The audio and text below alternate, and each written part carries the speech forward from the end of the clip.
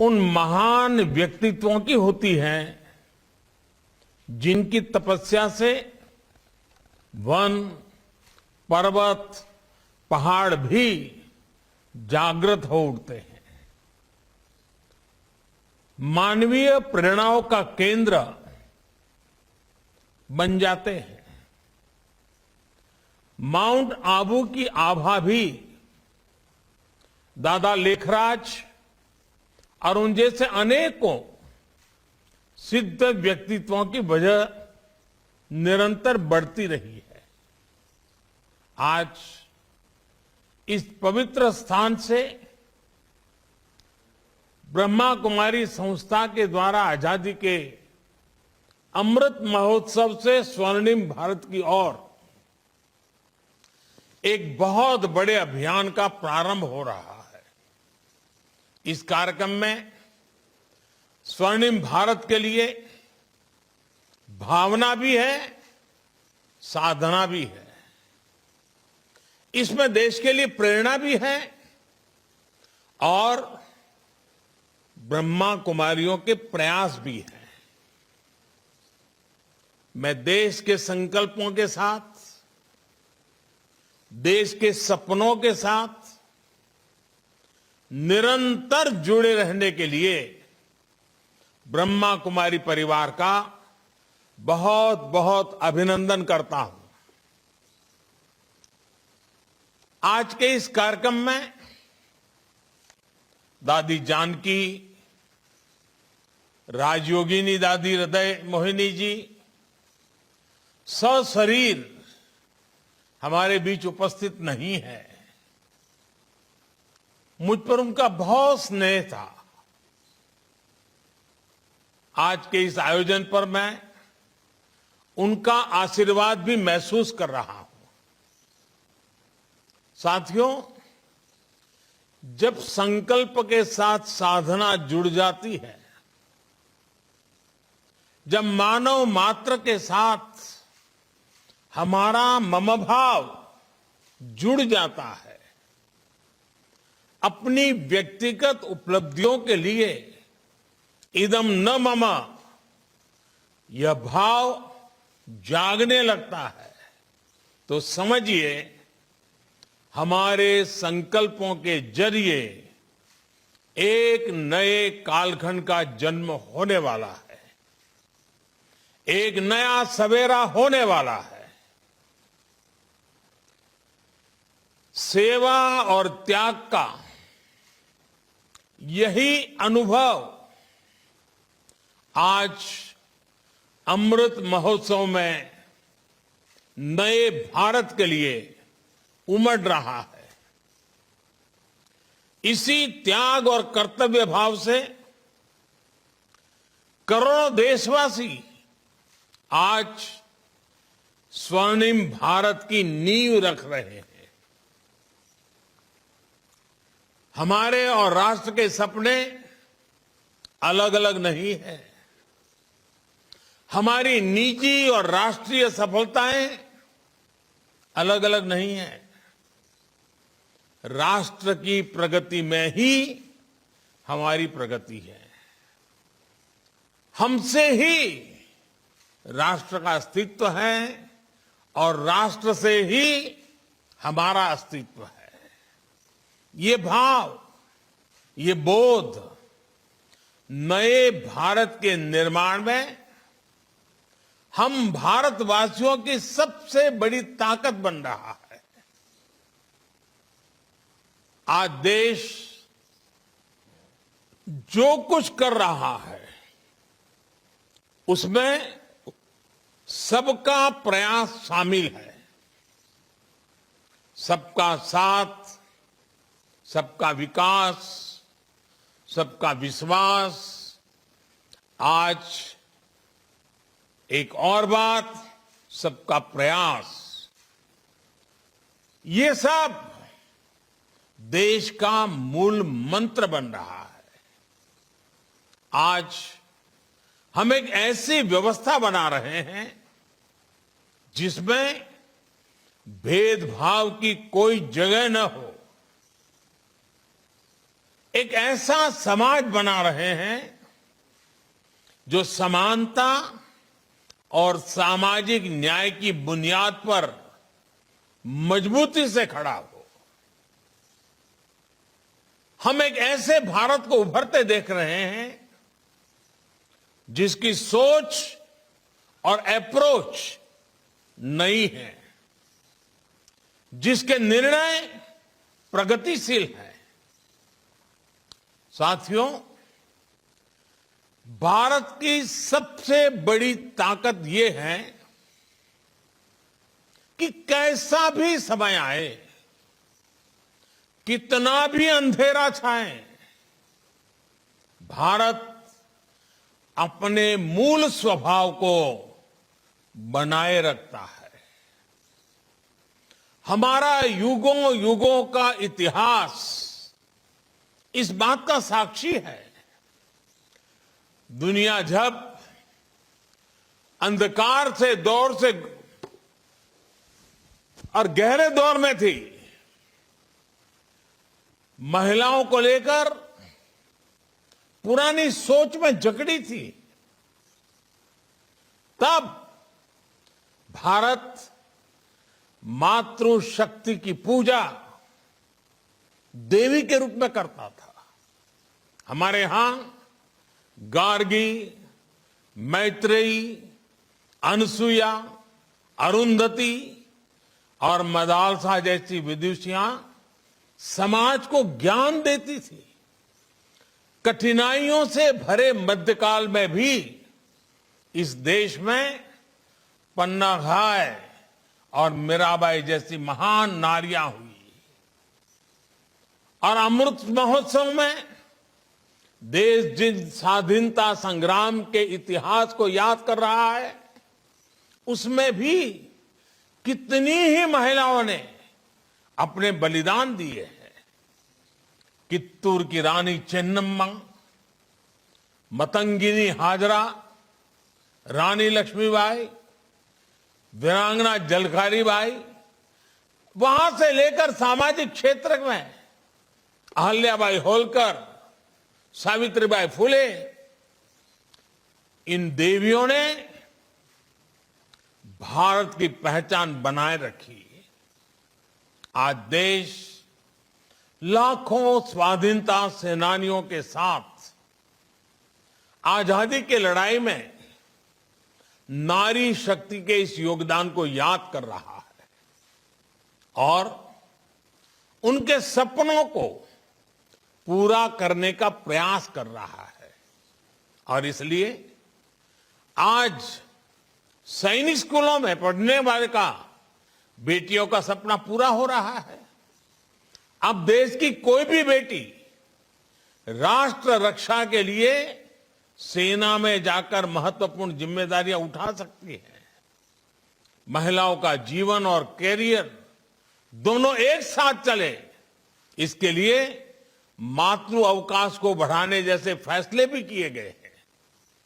देश के लोकतंत्र में भी महिलाओं की भागीदारी बढ़ रही है। 2019 के चुनाव में हमने देखा कि किस तरह पुरुषों से ज्यादा महिलाओं ने मतदान किया। आज देश की सरकार में बड़ी बड़ी जिम्मेदारियां महिला मंत्री संभाल रही है और सबसे ज्यादा गर्व की बात है कि अब समाज इस बदलाव का नेतृत्व खुद कर रहा है। हाल के आंकड़ों से पता चला है कि बेटी बचाओ बेटी पढ़ाओ अभियान, इसकी सफलता से वर्षों बाद देश में स्त्री पुरुष का अनुपात भी बेहतर हुआ है। ये बदलाव इस बात का स्पष्ट संकेत है कि नया भारत कैसा होगा, कितना सामर्थ्यशाली होगा। साथियों, आप सभी जानते हैं कि हमारे ऋषियों ने उपनिषदों में तमसो मा ज्योतिर्गमय, मृत्युर्मा अमृत गमय, इसकी प्रार्थना की है। यानी हम अंधकार से प्रकाश की ओर बढ़ें, मृत्यु से, परेशानियों से अमृत की ओर बढ़ें। अमृत और अमरत्व का रास्ता बिना ज्ञान के प्रकाशित नहीं होता। इसलिए अमृत काल के ये समय हमारे ज्ञान, शोध और इनोवेशन का समय है। हमें एक ऐसा भारत बनाना है जिसकी जड़ें प्राचीन परंपराओं और विरासत से जुड़ी होगी और जिसका विस्तार आधुनिकता के आकाश में अनंत तक होगा। हमें अपनी संस्कृति, अपनी सभ्यता, अपने संस्कारों को जीवंत रखना है।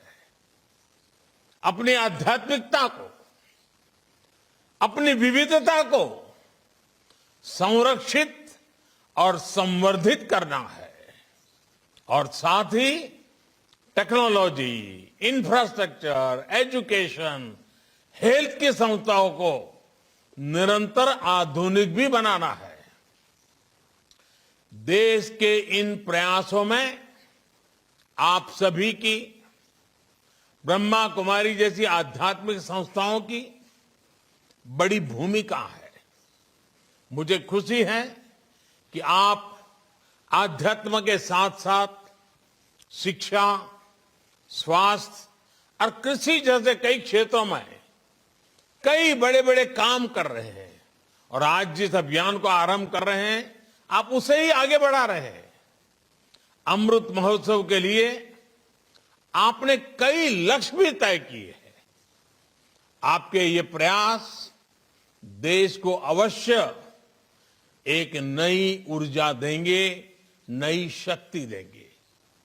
आज देश किसानों को समृद्ध और आत्मनिर्भर बनाने के लिए ऑर्गेनिक फार्मिंग और नेचुरल फार्मिंग, प्राकृतिक खेती की दिशा में प्रयास कर रहा है। खान पान, आहार की शुद्धता को लेकर हमारी ब्रह्मा कुमारी बहनें समाज को लगातार जागरूक करती रही है। लेकिन गुणवत्तापूर्ण आहार के लिए गुणवत्तापूर्ण उत्पादन भी जरूरी है। इसलिए ब्रह्मा कुमारी नेचुरल फार्मिंग को प्रमोट करने के लिए, प्राकृतिक खेती को बढ़ावा देने के लिए एक बहुत बड़ी प्रेरणा बन सकती है। कुछ गांवों को प्रेरित करके ऐसे मॉडल खड़े किए जा सकते हैं। इसी तरह क्लीन एनर्जी के और पर्यावरण के क्षेत्र में भी दुनिया को भारत से बहुत अपेक्षाएं हैं। आज क्लीन एनर्जी के कई विकल्प विकसित हो रहे हैं। इसे लेकर भी जन जागरण के लिए बड़े अभियान की जरूरत है। ब्रह्मा कुमारी ने तो सोलर पावर के क्षेत्र में सबके सामने एक उदाहरण रखा है। कितने ही समय से आपके आश्रम की रसोई में सोलर पावर से खाना बनाया जा रहा है। सोलर पावर का इस्तेमाल ज्यादा से ज्यादा लोग करें, इसमें भी आपका बहुत सहयोग हो सकता है। इसी तरह आप सभी आत्मनिर्भर भारत अभियान को भी गति दे सकते हैं। वोकल फॉर लोकल, स्थानीय उत्पादों को प्राथमिकता देकर इस अभियान में मदद हो सकती है। साथियों, अमृत काल का ये समय सोते हुए सपने देखने का नहीं, बल्कि जागृत होकर अपने संकल्प पूरे करने का है। आने वाले 25 साल परिश्रम की पराकाष्ठा, त्याग, तप, तपस्या के 25 वर्ष हैं। सैकड़ों वर्षों की गुलामी में हमारे समाज ने जो गंवाया है, ये 25 वर्ष का कालखंड उसे दोबारा प्राप्त करने का है। इसलिए आजादी के इस अमृत महोत्सव में हमारा ध्यान भविष्य पर ही केंद्रित होना चाहिए। साथियों, हमारे समाज में एक अद्भुत सामर्थ्य है। ये एक ऐसा समाज है जिसमें चिर पुरातन और नित्य नूतन व्यवस्था है। हालांकि इस बात से कोई इनकार नहीं कर सकता कि समय के साथ कुछ बुराइयां व्यक्ति में भी, समाज में भी और देश में भी प्रवेश कर जाती है। जो लोग जागृत रहते हुए इन बुराइयों को जान लेते हैं, वो इन बुराइयों से बचने में सफल हो जाते हैं। ऐसे लोग अपने जीवन में हर लक्ष्य प्राप्त कर पाते हैं। हमारे समाज की विशेषता है कि इसमें विशालता भी है, विविधता भी है और हजारों साल की यात्रा का अनुभव भी है। इसलिए हमारे समाज में बदलते हुए युग के साथ अपने आप को ढालने की एक अलग ही शक्ति है, एक इनहेरेंट स्ट्रेंथ है। हमारे समाज की सबसे बड़ी ताकत यह है कि समाज के भीतर से ही समय समय पर इसे सुधारने वाले पैदा होते हैं और वो समाज में व्याप्त बुराइयों पर कुठाराघात करते हैं। हमने ये भी देखा है कि समाज सुधार के प्रारंभिक वर्षों में अक्सर ऐसे लोगों को विरोध का भी सामना करना पड़ता है, कई बार तिरस्कार भी सहना पड़ता है। लेकिन ऐसे सिद्ध लोग समाज सुधार के काम से पीछे नहीं हटते, वो अडिग रहते हैं। समय के साथ समाज भी उनको पहचानता है, उनको मान सम्मान देता है और उनकी सीखों को आत्मसात भी करता है।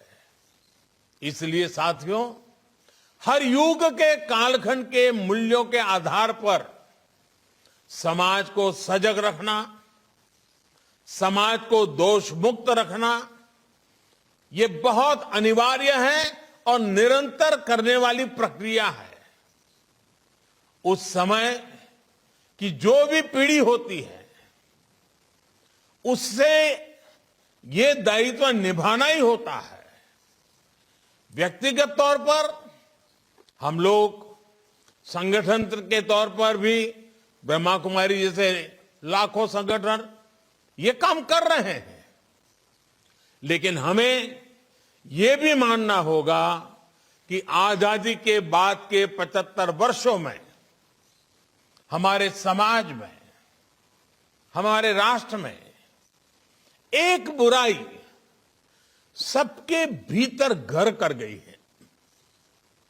ये बुराई है अपने कर्तव्यों से विमुख होना, अपने कर्तव्यों को सर्वोपरि न रखना। बीते 75 वर्षों में हमने सिर्फ अधिकारों की बात करते रहे, अधिकारों के लिए झगड़ते रहे, जूझते रहे, समय भी खपाते रहे। अधिकार की बात कुछ हद तक, कुछ समय के लिए किसी एक परिस्थिति में सही हो सकती है, लेकिन अपने कर्तव्यों को पूरी तरह भूल जाना, इस बात ने भारत को कमजोर रोकने में बहुत बड़ी भूमिका निभाई है। भारत ने अपना बहुत बड़ा समय इसलिए गंवाया है क्योंकि कर्तव्यों को प्राथमिकता नहीं दी गई। इन 75 वर्षों में कर्तव्यों को दूर रखने की वजह से जो खाई पैदा हुई है, सिर्फ अधिकार की बात करने की वजह से समाज में जो कमी आई है, उसकी भरपाई हम मिलकर के आने वाले 25 वर्षों में कर्तव्य की साधना करके पूरी कर सकते हैं। ब्रह्मा कुमारी जैसी संस्थाएं आने वाले 25 वर्ष के लिए एक मंत्र बनाकर भारत के जन जन को कर्तव्य के लिए जागरूक करके बहुत बड़ा बदलाव ला सकती है। मेरा आग्रह है कि ब्रह्मा कुमारी और आप जैसी तमाम सामाजिक संस्थाएं इस एक मंत्र पर जरूर काम करें, और वो है देश के नागरिकों में कर्तव्य भावना का विस्तार।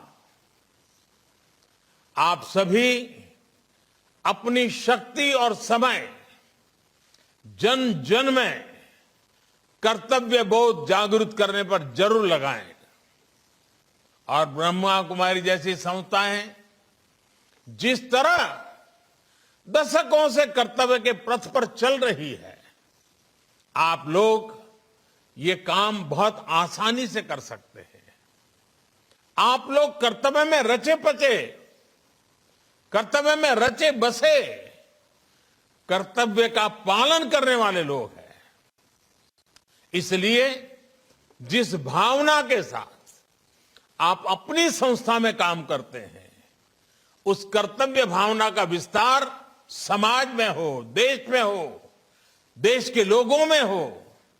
ये आजादी के इस अमृत महोत्सव पर आपका देश को सबसे उत्तम उपहार होगा। आप लोगों ने एक कहानी जरूर सुनी होगी। एक कमरे में अंधेरा था, तो उस अंधेरे को हटाने के लिए लोग अपने अपने तरीके से अलग अलग काम कर रहे थे। कोई कुछ कर रहा था, कोई कुछ कर रहा था, लेकिन किसी समझदार ने जब एक छोटा सा दिया जला दिया तो अंधकार तुरंत दूर हो गया। वैसे ही ताकत कर्तव्य की है, वैसी ही ताकत छोटे से प्रयास की भी है। हम सभी को देश के हर नागरिक के हृदय में एक दिया जलाना है, कर्तव्य का दिया जलाना है। हम सभी मिलकर देश को कर्तव्य पथ पर आगे बढ़ाएंगे तो समाज में व्याप्त बुराइयां भी दूर होगी और देश नई ऊंचाई पर भी पहुंचेगा। भारत भूमि को प्यार करने वाला, इस भूमि को मां मानने वाला कोई भी व्यक्ति ऐसा नहीं होगा जो देश को नई ऊंचाई पर ना ले जाना चाहता हो। कोटि कोटि लोगों के जीवन में खुशहाली न लाना चाहता हो। इसके लिए हमें कर्तव्यों पर बल देना ही होगा। साथियों, आज के इस कार्यक्रम में एक और विषय को उठाना चाहता हूं।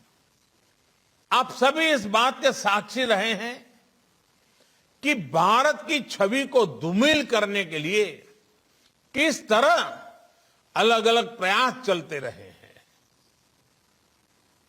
इसमें अंतर्राष्ट्रीय स्तर पर भी बहुत कुछ चलता रहता है। इससे हम ये कहकर पल्ला नहीं झाड़ सकते कि ये सिर्फ राजनीति है। ये राजनीति नहीं है, ये हमारे देश का सवाल है। और जब हम आजादी का अमृत महोत्सव मना रहे हैं तो ये भी हमारा दायित्व है कि दुनिया भारत को सही रूप में जाने। ऐसी संस्थाएं जिनकी अंतर्राष्ट्रीय क्षेत्र में दुनिया के कई देशों में उपस्थिति है, वो दूसरे देशों के लोगों तक भारत की सही बात को पहुंचाए। भारत के बारे में जो अफवाहें फैलाई जा रही हैं, उनकी सच्चाई वहां के लोगों को बताएं, उन्हें जागरूक करें।